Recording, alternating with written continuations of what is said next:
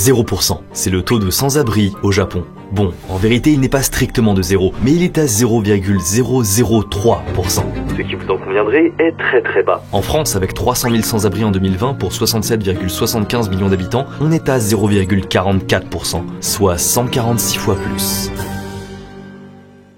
Excusez-moi, 146 fois plus de sans-abri en France, ça paraît faramineux. Mais après tout, est-ce que le Japon n'aurait pas atteint un niveau quasi parfait en termes de politique sociale et économique? Ouais, je sais, personne n'y croit. Déjà, c'est quoi être un sans-abri au Japon? Première chose qu'il faut comprendre, c'est que c'est très mal vu par la société. Que ça soit par les Japonais ou même dans les émissions de télé. Les sans-abri passent comme des personnes qui ne veulent pas travailler et qui peuvent s'en prendre qu'à eux-mêmes concernant leur sort. Donc au mieux, ils auront de la curiosité, mais aucune compassion. C'est pour ça que les Japonais ne s'indignent pas concernant les structures anti-SDF, la fermeture des parcs la nuit ou encore l'interdiction de faire la manche. Oui, c'est illégal de faire la manche au Japon. Alors comment le SDF japonais, il gagne sa vie? Comment il se nourrit? Heureusement, il existe des associations qui leur viennent en aide et qui donnent des sous populaires. Mais surtout, le sans-abri japonais, il travaille. Principalement en vendant des magazines qu'il trouve dans la rue ou en récoltant des canettes vides.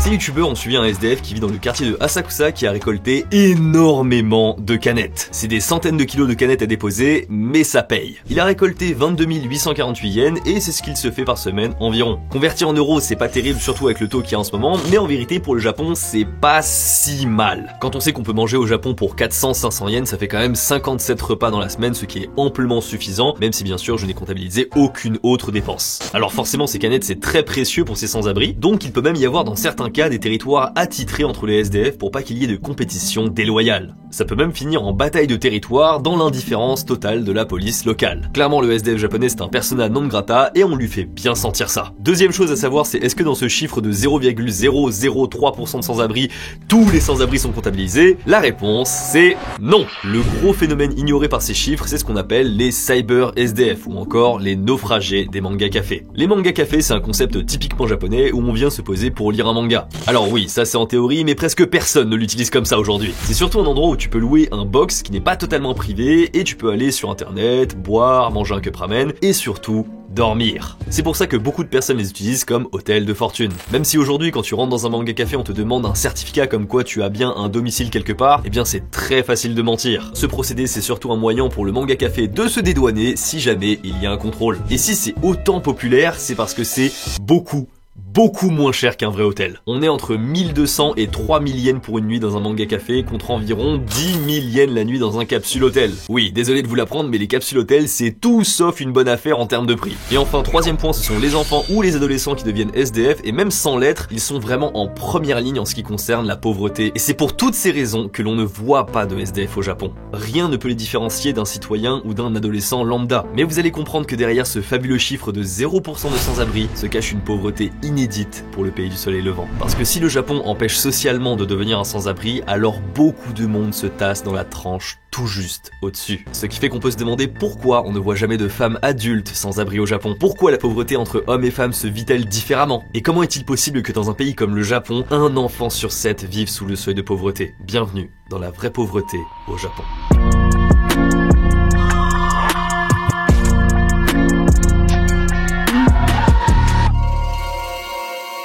Le Japon possède plusieurs bidonvilles. Alors, oui, je sais, c'est choquant, et peut-être que l'appellation est quelque peu exagérée. Mais il existe des lieux au Japon où on agglutinait une population pauvre et qui était non désirée par le reste des Japonais. Leur création ne date pas d'hier, et pour comprendre d'où ils viennent, il faut remonter jusqu'à la période Edo. Le Japon, historiquement, durant l'ère Edo, n'était pas un pays rempli de richesses. C'est durant cette période que le Japon est resté isolé du reste du monde avec le sakoku, ce qui fait que pratiquement aucun étranger ne pouvait rentrer dans le pays. Et suite à ça, fatalement, le pays a accumulé beaucoup de retard par rapport au reste du monde. Et prendre du retard, ce n'est pas le problème. Mais tôt ou tard, il faut le rattraper. Parce qu'entre la fin du Sakoku et le début de l'ère Meiji qui symbolise la modernisation du Japon à l'occidental, il y a une période noire et sombre que l'on appelle le Bakumatsu.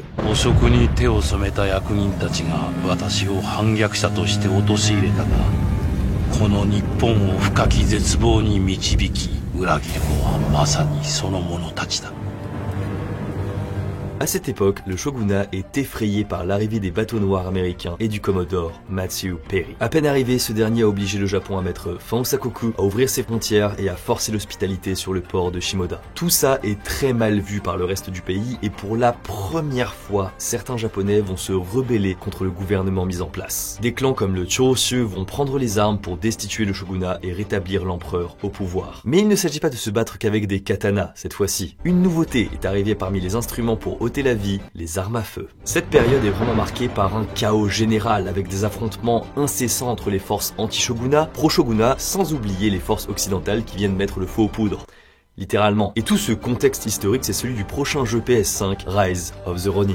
Ou plutôt, le Ronin pour ceux qui veulent prononcer à la japonaise. Dans ce jeu, vous incarnez un être puissant qui a été formé en duo avec votre jumeau de l'âme. Mais séparé de ce dernier, vous vous retrouvez seul pour la toute première fois. Vous avez le choix de vous battre avec votre lame ou avec les nouvelles armes, comme par exemple la baïonnette. Et bien sûr, chaque choix que vous prendrez aura des conséquences politiques dans l'univers du jeu. Il y a une telle minutie qui a été mise en place dans tous les domaines, graphisme, gameplay, même musique. Sans oublier un système de multijoueur où vous pouvez être jusqu'à 3 joueurs en coopération dans les villes de Kyoto, Edo et Yokohama. Pour ce qui est du combat, la fluidité quand on passe de katana à pistolet fait vraiment plaisir. On a aussi des arcs, des bâtons de ninja Diga, des doubles lames, etc. Vous avez un lien pour acheter Rise of the Ronin dans la description et je suis sûr qu'avec tout ce que je vous ai déjà raconté en vidéo par rapport aux faits historiques, ne serait-ce que sur Matthew Perry, vous allez vivre l'expérience de jeu de manière très différente.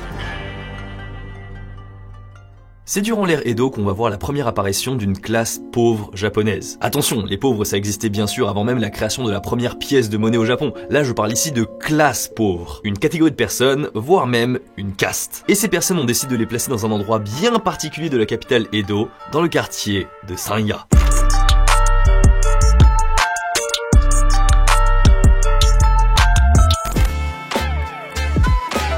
Alors vous voyez là comme ça, on dirait pas du tout qu'on est dans un quartier un peu mal famé ou quoi que ce soit parce que ça a été énormément nettoyé. Déjà le mot Sanya, le quartier Sanya, ça n'existe pas. Vous pouvez regarder sur toutes les cartes que vous voulez, ça n'existe plus depuis 1966 où le Japon, le gouvernement japonais a décidé de vraiment tout raser au niveau de ce terme. Vraiment on se croirait dans One Piece où on veut pas que ce nom soit connu. Et pourquoi en fait c'est là? Parce que historiquement durant l'ère Edo, Sanya c'était un endroit où on mettait les tanneurs et les bouchers. Alors pourquoi ces deux professions là particulièrement? Parce qu'ils travaillent énormément dans le sang et le sang dans la religion bouddhiste, c'est l'impureté, le kegare. Et ça fait partie aussi de la caste, les Burakumin. Donc forcément, c'était des gens pas très bien vus. Et aussi un peu plus tard dans l'histoire, donc après la Seconde Guerre mondiale, quand il a fallu reconstruire Tokyo, on a mis les construction workers, donc les ouvriers du bâtiment, dans un endroit, on n'avait pas de place, on s'est dit on va les mettre à Sanya et c'est comme ça que c'est devenu un quartier un peu douteux.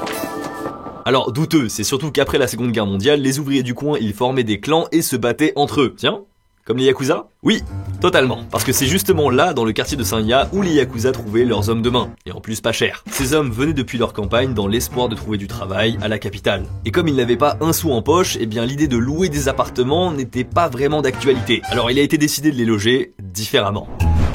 Depuis tout à l'heure, on n'arrête pas de croiser énormément d'hôtels parce que effectivement à Sanya, il y a beaucoup d'hôtels. Pour deux raisons. La première, c'était forcément pour loger les ouvriers qui ont reconstruit Tokyo. Et la deuxième, c'est parce qu'à partir de 2002, les touristes, en voyant les prix d'ici, ils se sont dit trop bien, on va loger ici en fait. C'est comme ça que ça a commencé. Donc il y a pas mal de touristes en fait qui viennent parfois loger ici avec des budgets mais vraiment qui défient toute concurrence. Entre 2000 yens et 3000 yens la nuit, ce qui fait au taux de change actuel 12,50 € à 18,50 €. C'est vraiment pas cher. Mais alors pourquoi les naufragés des manga cafés continuent d'aller dans des manga cafés alors que pour le même prix, ils pourraient avoir une chambre privée dans un hôtel à Sanya? Eh bien je vais essayer de savoir pourquoi en rentrant dans un de ces hôtels. 部屋一泊なんかお願いしてもいいですか？今空いてないんです。あ、いいですか？わかりました。あ、すいません。ありがとうございます。Très bizarre, du coup on a tenté de rentrer, on a appelé, petite sonnette, etc. Le mec est venu, on a demandé une nuit et il dit que c'est plein. C'est écrit ici que c'est disponible. Moi je pense avec nos gueules on peut pas en fait. Oui, je pense que ces hôtels sélectionnent bien leurs clients. Forcément le nombre de chambres est très limité et ils visent des résidents très long terme pour avoir de l'argent sur le long terme.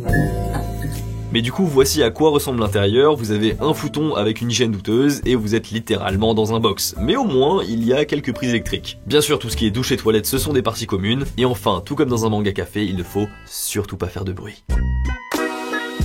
Au Japon, il y a le concept des casiers, des coin lockers, et en fait, tu as des prix différents tout autour de la capitale. Mais là, c'est un prix qui défie toute concurrence. On est à 100 yens, donc 70 centimes pour 12 heures. C'est monstrueux, vraiment le prix il est abusément bas. Et en fait je pense que c'est pour inciter les sans-abri à protéger leurs affaires et à les mettre dans ce genre d'endroit en fait. Et c'est pour ça que les casiers ils sont assez grands. Il y en a qui sont là depuis longtemps parce que... Et du coup, ils sont jamais venus récupérer ce qu'ils ont mis dedans. Ah, et du coup, en fait, ils privatisent, mais sans payer, en fait. Donc, ils mettent 100 yens, mais après, par contre, pour récupérer ce qu'il y a dedans, ça coûte bonbon, tu vois. Ok. Ah, voilà. C'est bon, c'est spécial, quoi. On va dans un parc, là, qui est juste à côté. Il a l'air fermé, mais en vérité, il y a des gens dedans. C'est très sale. On voit rarement un Japon aussi crade. Ici c'est un des rares parcs en fait qui a des toilettes qui sont du coup disponibles en fait pour tout le monde, qui fait que le parc a été vraiment colonisé. On le voit derrière moi là, c'est vraiment, il y a énormément de poubelles et on reconnaît en fait tous les trucs que les sans-abri ils ont, c'est-à-dire principalement des canettes écrasées. Parce que je le rappelle, en fait une canette écrasée au Japon ça peut s'échanger contre environ quelques centimes. Et là en fait au fond on voit des gens qui sont en train de jouer au mahjong et j'imagine qu'en fait soit ils jouent à mon avis ils jouent de l'argent, le peu d'argent qu'ils ont. Et s'il y a aussi peu de monde ici par rapport à la quantité de choses entreposées, c'est parce que principalement en fait en ce moment je pense qu'il y a la soupe populaire et du coup je pense que tout le monde est là-bas en ce moment. Et donc finalement ceux qui sont là à mon avis c'est ceux qui touche le plus. En vrai c'est ouf de voir ça parce que il y a 2 rues, tu vois, on était dans un quartier japonais classique à Tokyo, vraiment tout nickel, machin, des belles bagnoles, les machins, tout va bien. Et là d'un coup t'as ça fait, il y a un gros choc, tu vois. On dit que Sanya ça a été cleané, que maintenant tout est propre, tout ça. Tu sens quand même qu'il y a encore des vestiges de ce qui existait avant.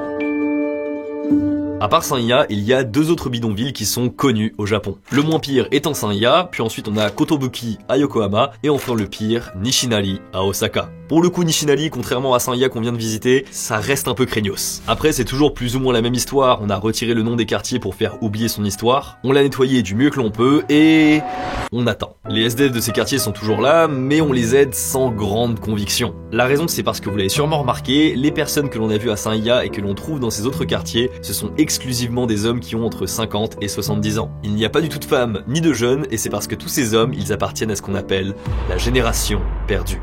C'est une génération qui a souffert de l'éclatement de la bulle économique entre 1994 et 2004. Et ils ont soit perdu leur travail à cette époque-là, ou ils n'en ont tout simplement jamais trouvé. Économiquement, on parle également de décennies perdues. Exclus du système pendant quelques années, certains n'ont jamais pu le réintégrer et ce sont ces personnes que l'on voit aujourd'hui dans ces quartiers. Donc cette population problématique pour le Japon, elle ne se renouvelle pas. Alors socialement, pour le gouvernement, le problème de ces quartiers, il va se résoudre de lui-même. Ou dit de manière plus pragmatique, il va se résoudre avec la mort de ces personnes-là. Oui, c'est hard, mais c'est totalement la réalité. En revanche, il y a un autre problème qui préoccupe beaucoup plus le Japon, c'est lorsque des jeunes se retrouvent à la rue. Un phénomène dont vous avez sûrement déjà entendu parler.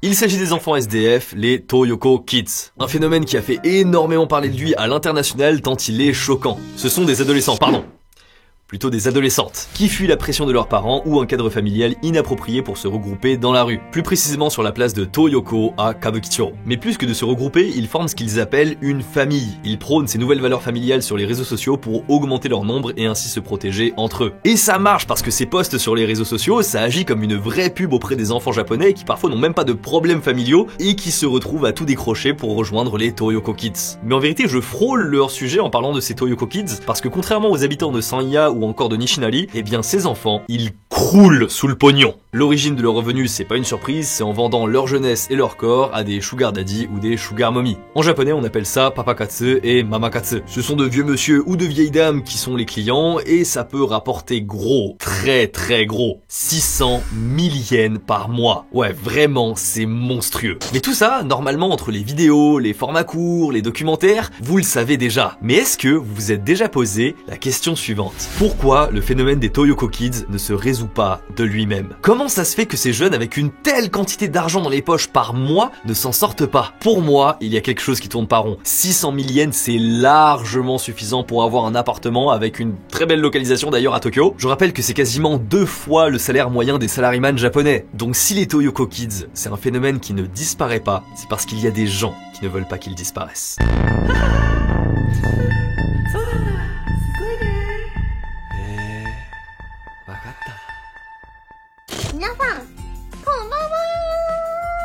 Elle, c'est Riri-chan, une petite youtubeuse qui a pour nom de chaîne Riri-chan est une SDF. C'est original et c'est très probablement une Toyoko Kids. Et malgré les couleurs, on sent à quel point, même sans traduction, ce qu'elle dit est sombre. Alors elle ne s'en cache pas, elle travaille dans le business du vent et elle raconte des anecdotes par rapport à son métier. Elle a bien sûr fait un format en parlant des pires types de clients, les questions reloues qui lui sont posées régulièrement, etc. Et c'est comme ça qu'on découvre de fil en aiguille qu'elle a commencé son activité avant sa majorité. Majorité complète qui au Japon, je le rappelle, est à l'âge de 20 ans.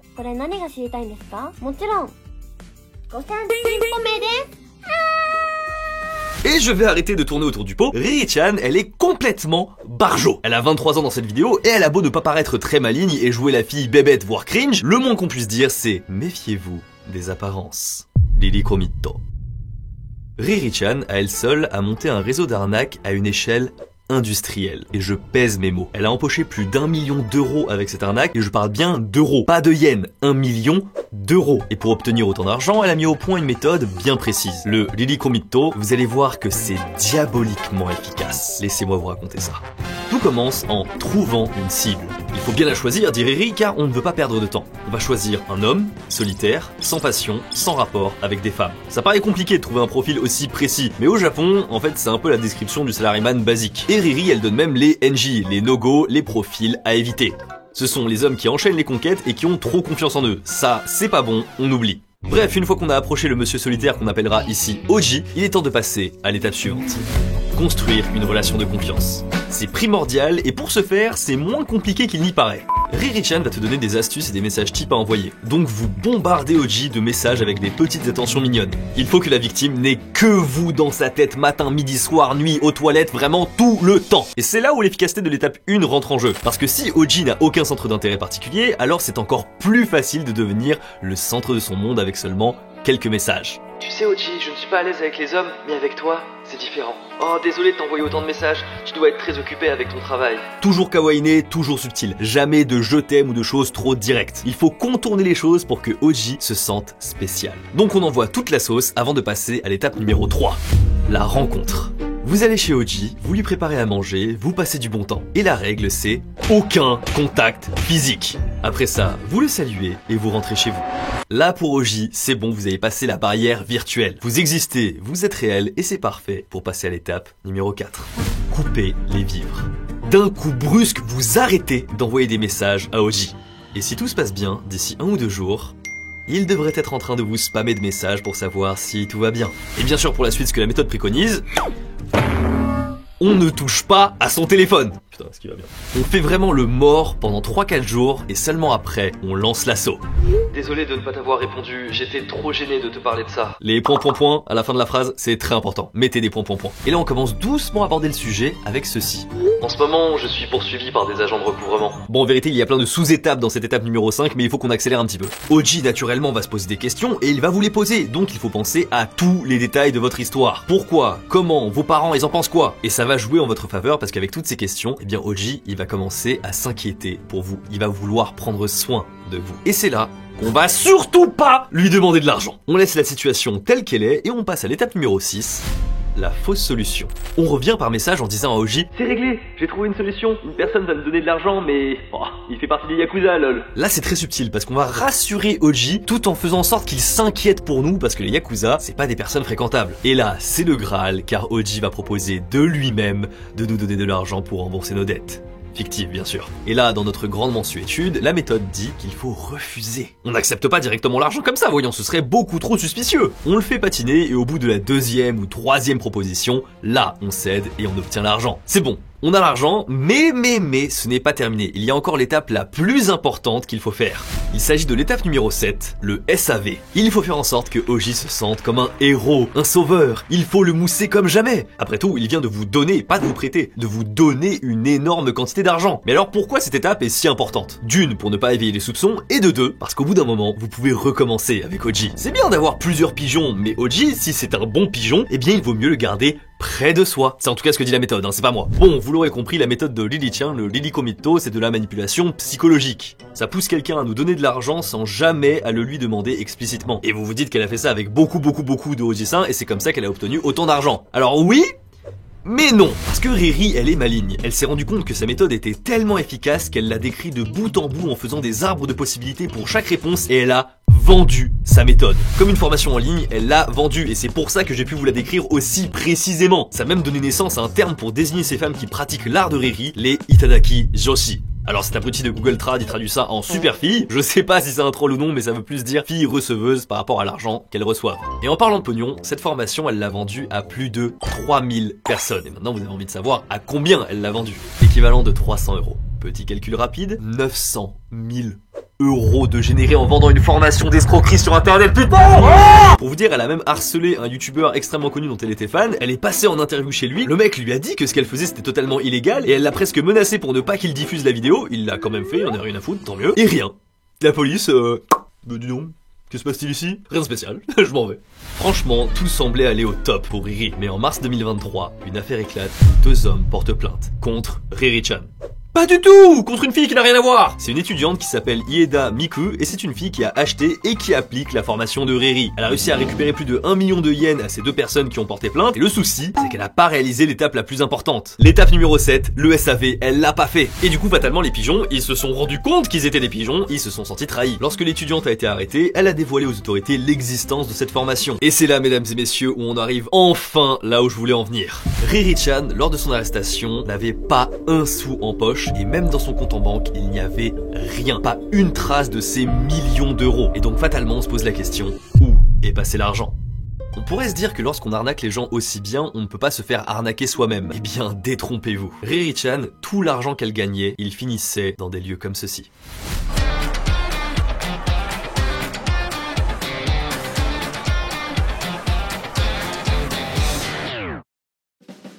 Les host clubs, ce sont des bars où on dépense des sommes mirobolantes pour avoir de l'alcool et un peu de compagnie masculine ou féminine. Vraiment claquer 10 000 € dans la soirée là-bas, c'est même pas surprenant. Ce sont des adultes entre 20 et 40 ans qui hameçonnent des femmes dans leur filet pour les vampiriser de tout leur argent. La technique est très bien rodée. C'est pas « donne-moi de l'argent et je t'aimerai en retour ».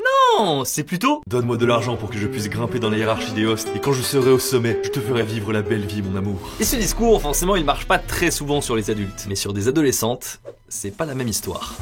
Vous l'avez compris, même si les Toyoko Kids gagnent des grosses sommes tous les mois, ils restent dans la rue car cet argent, il part chez des hosts. Et vous allez me dire, comment ils peuvent être aussi bêtes? Et je vous rappelle quand même que les Toyoko Kids, ça reste des adolescents, donc ils ne se méfient pas correctement de tout. Puis comme l'argent qu'ils gagnent est en cash et qu'ils n'ont pas un endroit où le stocker et le protéger, il vaut mieux qu'ils le dépensent vite avant qu'ils se fassent voler. Donc ces enfants n'ont aucune notion de l'argent et sont conditionnés à dépenser à tout va. Et enfin pour finir, il ne faut pas oublier que les hosts, ce sont des professionnels de la manipulation. Puis ici, c'est vraiment tout un écosystème qui s'est créé autour des Toyoko Kids pour les maintenir dans cet état de pauvreté. Les hôtels aux alentours qui les logent malgré le fait qu'ils soient mineurs tout en sachant qu'ils ne peuvent pas louer un appartement parce qu'ils ne sont pas majeurs. Les hosts qui disent à leur adolescente de rentrer avant 23 h à l'hôtel, tout ça dans le but qu'ils ne croisent pas les rondes des associations qui visent justement à aider les jeunes. Et les hosts vont même plus loin en conditionnant les adolescentes pour faire en sorte qu'elles se méfient des associations qui veulent les aider. Donc même si elles se font attraper et qu'elles sont placées dans un foyer de rééducation, eh bien elles s'enfuient pour retourner auprès de l'host. Parce que ces ados, ils n'ont même pas conscience de se faire avoir, ils confondent ça avec de l'entraide, de la passion, même de l'amour. C'est une véritable prison à ciel ouvert parce que si tu fuis ce quartier, eh bien tu dis au revoir à ta seule source d'argent, mais si tu restes et que tu ne le dépenses pas chez des hosts, on va te le voler. Il y a aucune solution, c'est un méga cercle vicieux. Alors pour le briser ce cercle, comment on fait? La justice?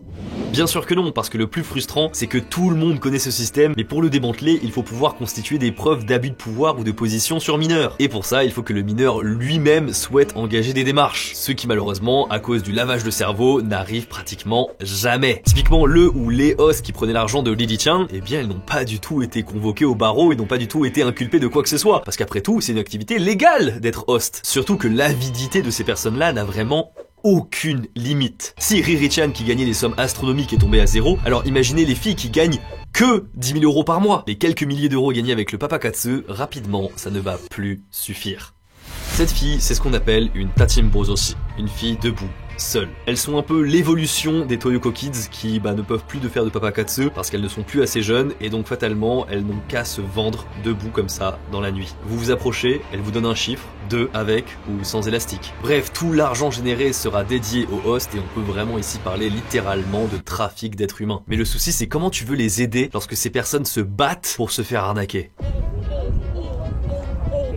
L'emprise psychologique, c'est vraiment quelque chose qu'on sous-estime énormément, surtout quand on est mineur. On n'arrive juste pas à voir la réalité correctement, sans même parler bien sûr des drogues ou des chantages qui sont monnaie courante dans ce milieu. Donc parmi les plus démunis, les vieux se retrouvent dans des bidonvilles, les hommes travaillent la journée et dorment dans des mangas cafés, et les femmes et les adolescentes se retrouvent secourues par des métiers de la nuit, mais souvent tombent dans des dépendances avec les hosts. Mais je tiens quand même à souligner que tout ça, ça reste des extrêmes. Parce que la pauvreté, ce n'est pas toujours des personnes qui n'ont pas de toit au-dessus de la tête. C'est aussi important pour moi de souligner que la pauvreté, elle peut tout simplement être aussi dans les foyers qui ont moins de moyens que les autres. Tout qui augmente. Alors là, pour le coup, les Français, on n'est pas vraiment dépaysés. Le fait que tout augmente en termes de prix, ça s'appelle l'inflation. Depuis 2020, le Japon est en train de manger une sévère inflation de plus de 5% sur tous les domaines confondus. Et parmi toutes les catégories, il y en a une qui a vraiment explosé le plafond, c'est celle de la bouffe.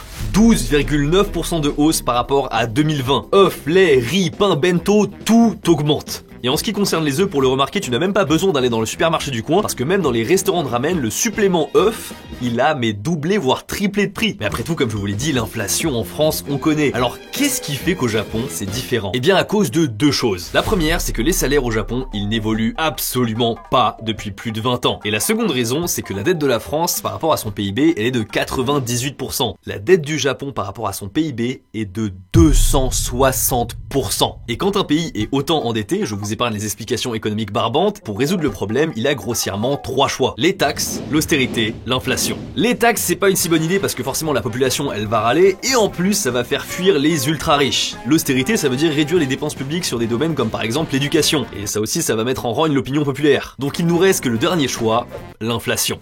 Globalement, en fait, ce que le gouvernement va faire, c'est imprimer des billets, et donc de dévaluer sa propre monnaie. Pour les touristes qui viennent au Japon, c'est super intéressant, mais pour les Japonais, c'est pas la même histoire.